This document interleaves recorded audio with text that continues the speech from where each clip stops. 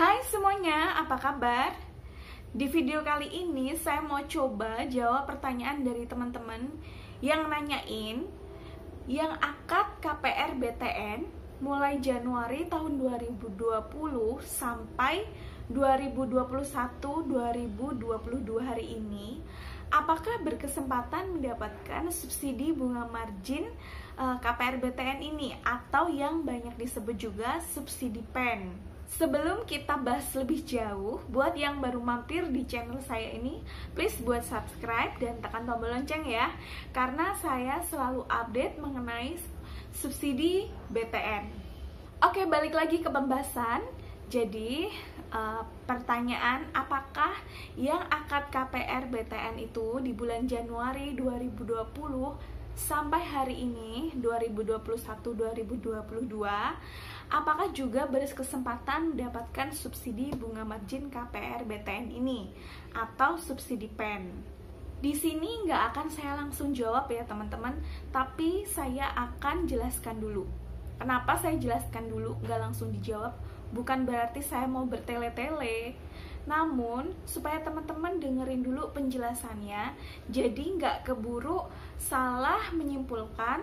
Jadi teman-teman, subsidi bunga margin KPR BTN ini atau subsidi PEN merupakan subsidi upaya pemerintah dalam upaya pemulihan ekonomi nasional serta membantu para nasabah KPR BTN yang terdampak secara langsung maupun tidak langsung dengan adanya pandemi COVID-19 ini. Seperti yang kita ketahui bersama bahwa COVID-19 ini masuk ke Indonesia dan langsung mengimbas perekonomian Indonesia itu pada bulan Februari tahun 2020.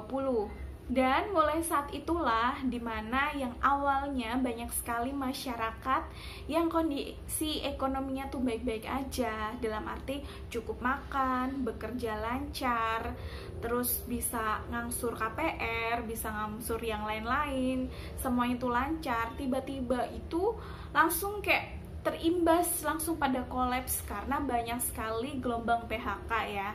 Dan yang banyak banget masyarakat yang awalnya bisa ngangsur KPR gitu lancar, karena akhirnya kena PHK atau pemotongan gaji, akhirnya jadi nggak bisa bayar KPR.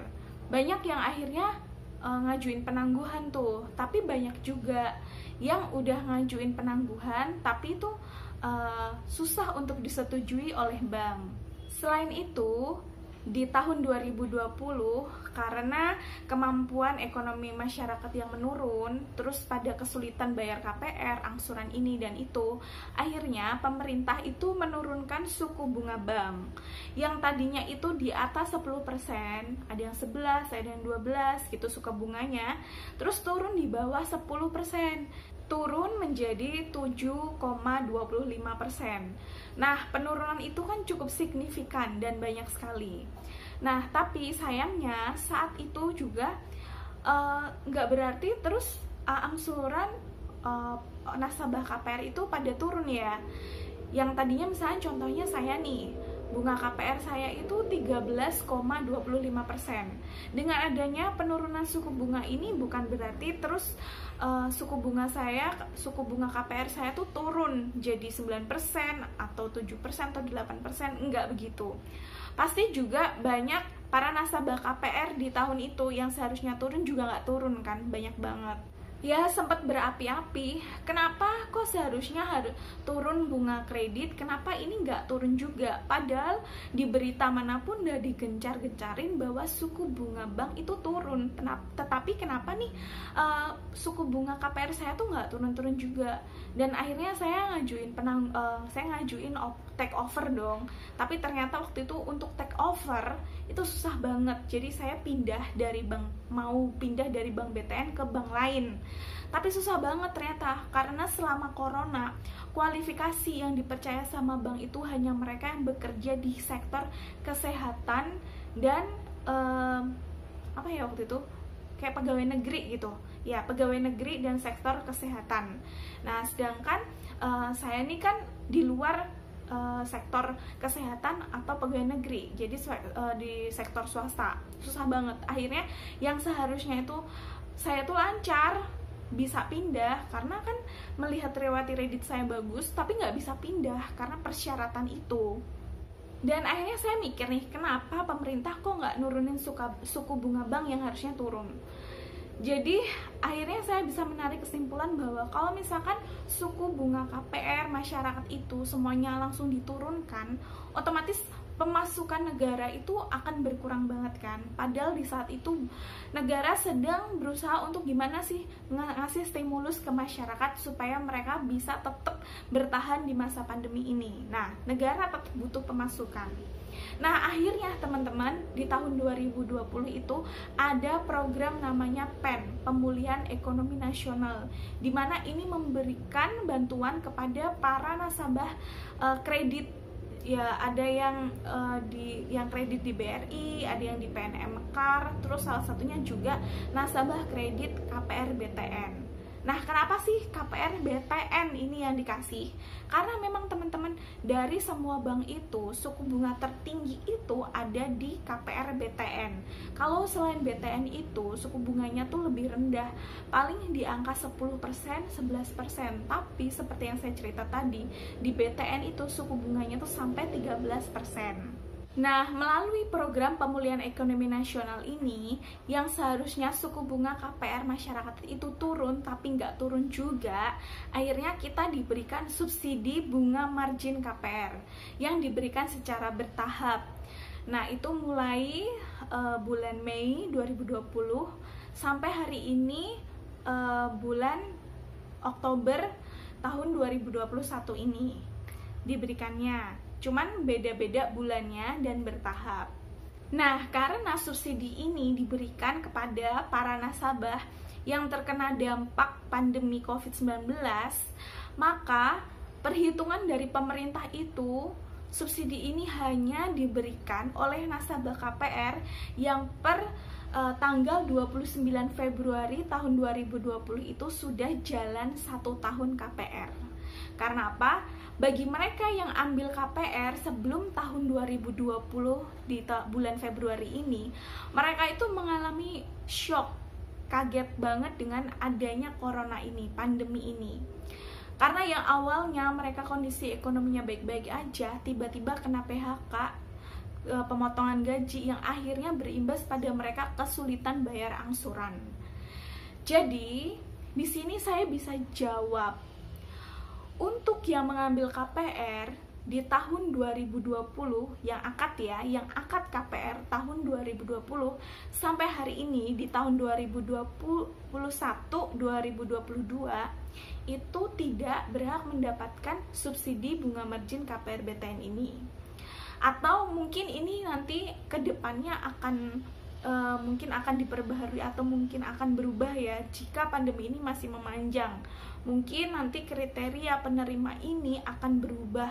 Mungkin yang akad KPR di tahun 2020 bisa jadi mendapat. Nah, tapi kita lihat aja nanti. Tapi untuk sementara ini hanya mereka yang per 29 Februari 2020 lah yang berhak mendapatkan subsidi ini, karena mereka yang terimbas secara langsung dan benar-benar tanpa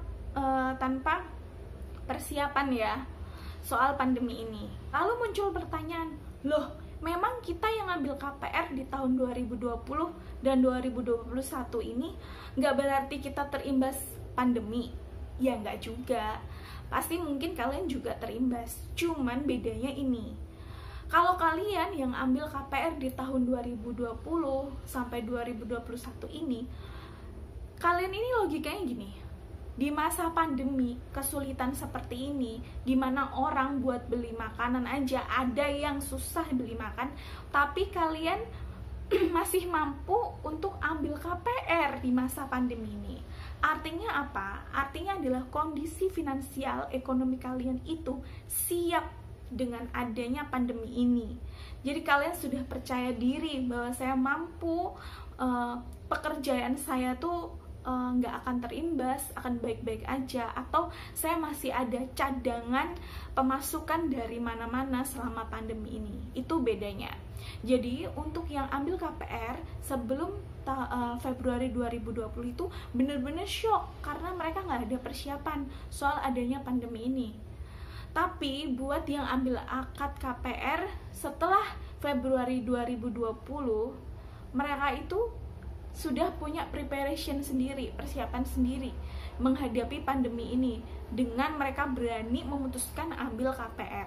Jadi buat teman-teman yang akad KPR tahun 2020-2021 ini, 2022 juga jangan kecewa, berharap aja semoga kondisi ekonomi nasional Indonesia ini membaik dan COVID-19 ini juga segera pergi, atau kalau memang ya tetap ada, ya akhirnya kita itu bisa bertahan, nggak kolaps, nggak jatuh karena pandemi ini.